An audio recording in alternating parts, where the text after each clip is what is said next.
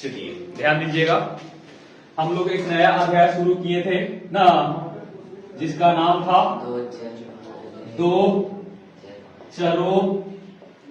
चरों वाले रैखिक समीकरण। क्लियर? रैखिक समीकरण। आज इसका पार्ट नंबर 2 होगा, है ना। चलिए, ये आपका डेली वीडियो कहां जाता है, कौन चैनल पे? तो अखिलेश कॉन्सेप्ट प्रो, ठीक है ना, इसी पे जाता है। चलते हैं, ठीक है ना, इसी पे जाएगा। एक और मेरा चैनल है, ठीक है, जो आपको अखिलेश कॉन्सेप्ट के नाम से है ना। इस पे स्पेशल है 11th और 12th के लिए। क्लियर? चलिए, अब ये आपका है 9th एंड 10th, है ना। क्या 8 क्लास का वीडियो नहीं डालेंगे, ठीक है, ये देखेंगे फुर्सत मिल तो। ये तो 8 बजे ऑटोमेटिक बंद हो जाएगा, अलार्म बजता है तो ना। चलिए, तो हम लोग कहां तक पहुंच चुके थे? हम लोग देख रहे थे, थोड़ा सा पहले रिकॉल कर लेते हैं। समीकरण के प्रकार में क्या था? विरोधी समीकरण, विरोधी समीकरण, और क्या था? अविरोधी समीकरण। ठीक है, एक बार रिपीट कर लेते हैं बच्चा। फिर आश्रित समीकरण, है ना, आश्रित समीकरण। विरोधी समीकरण में एक विरोध करेगा ना, जो काम होगा उसका विरोध करेगा। हम बोल रहे हैं कि दिन है, तो कह रहा है कि ना, हम आपका क्या करेंगे? विरोध। इसका मतलब दिन का अपोज, दिन का उल्टा तो रात मानेगा, है ना। तो उस स्थिति में हमारा बात बनेगा, इसका कोई हल नहीं। क्या होता है? कोई हल नहीं। क्लियर? अविरोधी है, इसका सिर्फ कितना हल? एक हल। सिर्फ एक हल। इसी का नाम है अद्वितीय हल। क्या नाम है? अद्वितीय हल ना, इसी को यूनिक कहा जाता है। अब इसका अनंत हल, अनंत हल। ठीक है, आप लोगों को बताए थे कि समीकरण अगर इस रूप में लिया जाए, a1x plus b2y plus, sorry घबरा गया जी, a1x plus b1y plus c1 बराबर 0 ना, और a2x plus b2y plus c2 बराबर, तो बताए थे कि a1 by a2, b1 by b2 और c1 बाई c2, है ना। अगर विरोधी है तो विरोधी समीकरण के स्थिति में ये दोनों आपस में बराबर होगा ना। तो किसका था? ये था विरोधी समीकरण का। कौन समीकरण का कंडीशन है? विरोधी समीकरण का। याद रखेंगे, अविरोधी का क्या कंडीशन था? अविरोधी समीकरण। तो इसका था a1 बाई a2 बराबर नहीं है b1 बाई b2 का, और बराबर है c1 बाई c2 का। क्लियर? बताएंगे ना। और आश्रित का क्या कंडीशन था? आश्रित ना, आश्रित समीकरण, इसका कंडीशन था तीनों आपस में a1 बाई a2 और b1 बाई b2 और c1 बाई c2, है ना। ये आपका कंडीशन था। इसका ग्राफ इस प्रकार से होता था ना, एक दूसरे के समानांतर, इसका प्रतिच्छेदी और इसका संपाती, एक ही पे ना, संपाती। क्लियर? यहां तक आप लोगों को डाउट नहीं ना है। फिर हम लोग एग्जाम्पल भी देखे थे कि कौन सा समीकरण किस प्रकार के हैं, है ना। एक एग्जाम्पल दोबारा लेकर के मैं आप लोगों को समझा देता हूं, देखिएगा, ठीक है।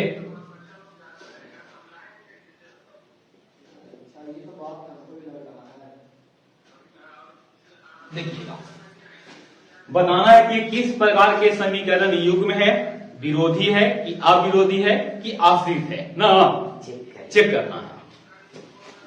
तो सबसे पहले यहां से लेके चलेंगे लेट मतलब माना A1 कितना है 5 है, B1 कितना है, B1 आपका 2 है और C1 कितना है 10 है। इसी प्रकार से दूसरे इक्वेशन में A2 कितना 3, B2 कितना 4 और C2 कितना, ठीक है। तो A1 बाई A2 5 बटा कितना बाबू, यहां से हो जाएगा B1 बाई B2 कितना बाई कितना बाबू 2 बटा 4 और C1 बाई C2 10 बटा 20। 5 बटा 3 के 5 बटा 3 रहेगा, 2 बटा 4 1 बटा 2 के बराबर होगा और ये भी कितना के बराबर। आप गौर से देखिए ना, कुछ तो यहां से निष्कर्ष निकलेगा ना। A1 by A2, B1 by B2 और C1 बाई C2। आप कंपेयर कर लीजिए, B1 बाई B2 भी 1/2 है ना, और C1 बाई C2 भी 1 बाई कितना है, आपस में बराबर। लेकिन क्या ये दोनों बराबर है? एक किसका है कंडीशन, विरोधी का, अविरोधी का कि आश्रित का? ये आपका कंडीशन है अविरोधी का ना, इसका है अविरोधी का, अविरोधी, अविरोधी समीकरण युग्म है ना। इसीलिए इसका सिर्फ कितना हल होगा, सिर्फ एक हल होगा, एक हल, समझे। तब आपको फिर हल करना पड़ेगा, समझे। क्लियर। इसी से रिलेटेड कुछ और प्रश्न आप लोग को करवा देते हैं ना, तब हम लोग चलेंगे method of solving of any two linear equation. दो समीकरण को हल करने की हम लोग क्या देखेंगे, विधि को देखेंगे, ठीक है। थोड़ा सा इसको और जूम कर लेता हूं।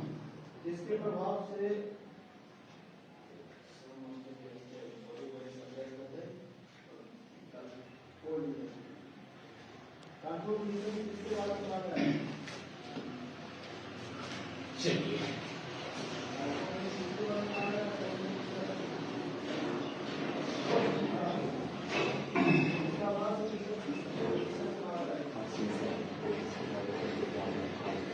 नोट कॉपी आप लोग बढ़िया से बनाएंगे, ठीक है ना। हेलो, नोट कॉपी आप लोग बढ़िया से बनाइएगा, क्लियर।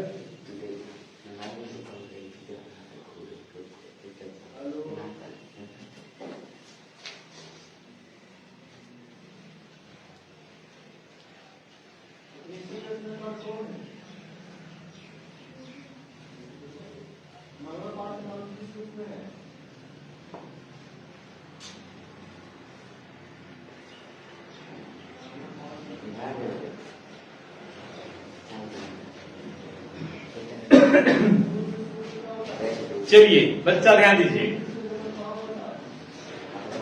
क्वेश्चन है, सुनिएगा। के का मान ज्ञात करें यदि समीकरण युग्म का अनंत हल है। कैसा हल, अनंत हल है ना, अनंत हल है। समीकरण आपका है, समीकरण है 3x प्लस ky बराबर 12, है ना, और 18x प्लस 24y बराबर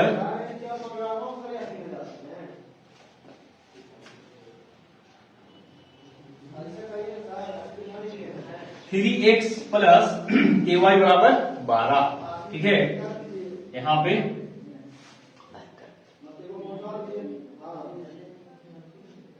चलो ये आपका समीकरण है और कह रहा है कि इसका मान k का मान बताना है। कब? जब समीकरण युग्म का कितना हल होना चाहिए? अनंत हल होना चाहिए। कितना? चलिए ध्यान दीजिएगा, k का मान बताना है जब समीकरण युग्म का कितने हल हो? अनंत हल हो। इसका मतलब कि समीकरण कैसा है? बनाने का तरीका देखिए, हल करेंगे यहाँ पे, है ना। देखेंगे चूंकि ये दोनों समीकरण युग्म में के कितने हल हैं? अनंत हल है। इसीलिए इसका कंडीशन, इसीलिए ये समीकरण युग्म में कैसा है जी? आश्रित समीकरण है। और आश्रित समीकरण का कंडीशन था a1 बाई a2 बराबर b1 बाई b2 बराबर c1 बाई c2।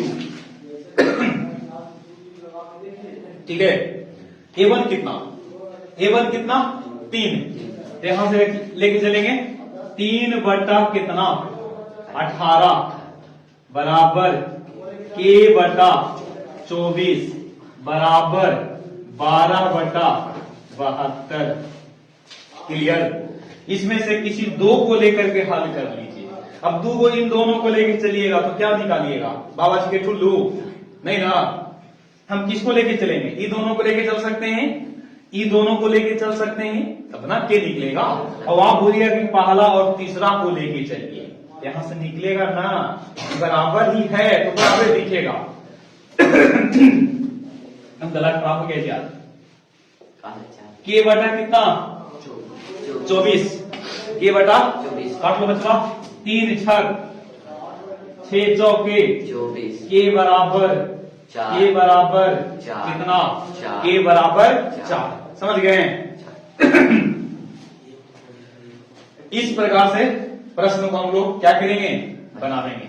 समझे? के बराबर कितना? 4। आगे बढ़ते हैं।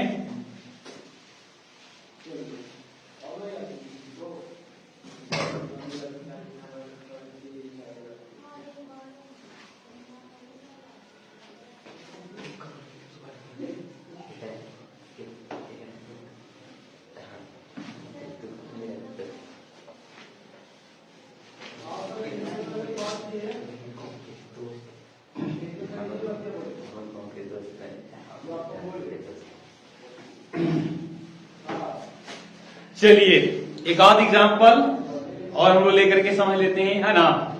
देखिएगा, के का मान ज्ञात करें जब इनके, ध्यान दो, जब इनके कोई हल नहीं हो, कोई हल ना हो, है ना। कोई हल नहीं हो मतलब कौन समीकरण? विरोधी की अविरोधी? विरोधी ना। तो यहां से लिख रहे हैं 2x प्लस 3y बराबर 20। ठीक है, और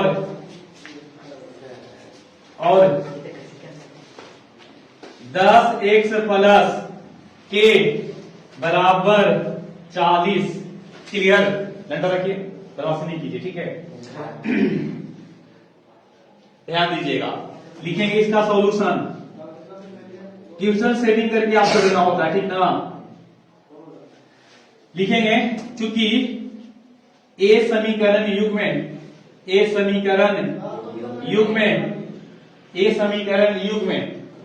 पहले, ठीक है, ए समीकरण युग्म के कोई हल नहीं है, ठीक ना, नहीं है। इतना बढ़िया बढ़िया वो कंटेंट बना रहे हैं, ठीक है ना। इसका मतलब कि ये समीकरण क्या होगा? ए समीकरण युग में विरोधी है कि अविरोधी?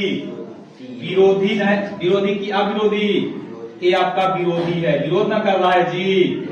विरोधी समीकरण है। क्लियर? विरोधी है तो इसका कंडीशन होगा A1 बाई A2 बराबर B1 बाई B2 बराबर C1 बाई C2। क्या ये कंडीशन सही है कि गलत?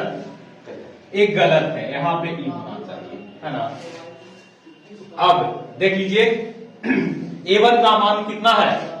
A1 का मान 2 है, A2 का मान कितना है? 10 है, और ई है 3 और ई है कितना? बोलो, ई है K और बराबर नहीं है 20/40। इन दोनों को लेकर के आप क्या कर लीजिए? हल कर लीजिए ना।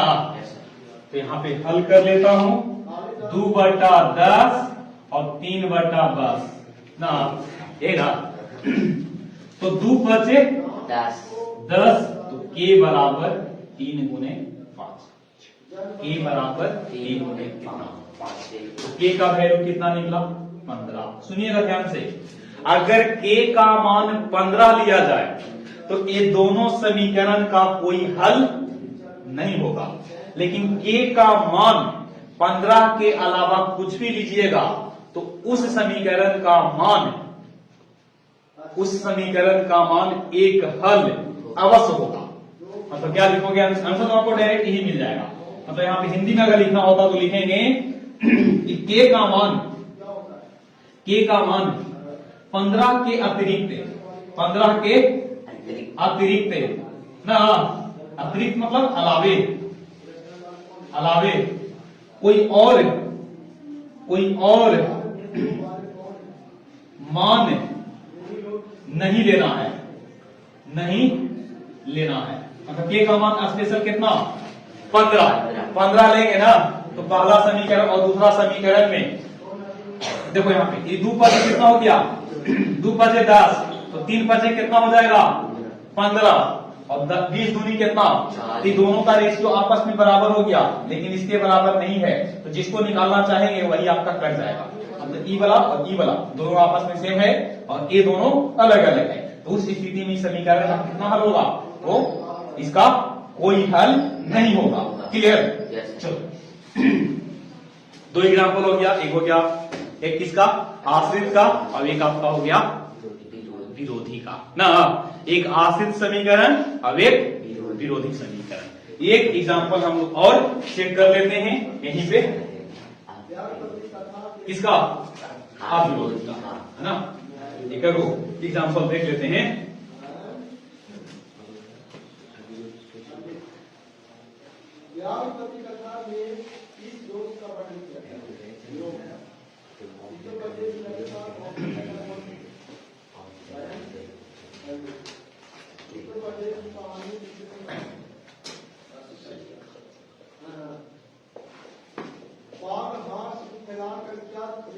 और बड़ा बड़ा लिखे, क्या दिखता है ना?